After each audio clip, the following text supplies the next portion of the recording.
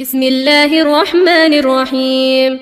تبارك الذي بيده الملك وهو على كل شيء قدير، الذي خلق الموت والحياة ليبلوكم أيكم أحسن عملا، وهو العزيز الغفور، الذي خلق 7 سماوات طباقا، ما ترى في خلق الرحمن من تفاوت، فارجع البصر هل ترى من فطور، ثم ارجع البصر كرتين ينقلب إليك البصر خاسئا وهو حسير. ولقد زينا السماء الدنيا بمصابيح وجعلناها رجوما للشياطين وأعتدنا لهم عذاب السعير، وللذين كفروا بربهم عذاب جهنم وبئس المصير. إذا ألقوا فيها سمعوا لها شهيقا وهي تفور تكاد تميز من الغيظ، كلما ألقي فيها فوج سألهم خزنتها ألم يأتكم نذير، قالوا بلى قد جاءنا نذير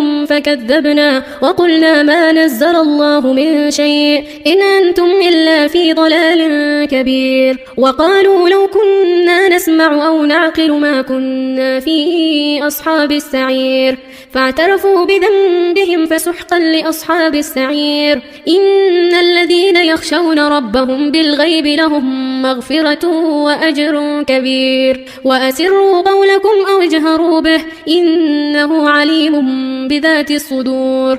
ألا يعلم من خلق وهو اللطيف الخبير. هو الذي جعل لكم الأرض ذلولا فامشوا في مناكبها وكلوا من رزقه وإليه النشور. أأمنتم من في السماء أن يخسف بكم الأرض فإذا هي تمور، أم أمنتم من في السماء أن يرسل عليكم حاصبا فستعلمون كيف نذير. ولقد كذب الذين من قبلهم فكيف كان نكير.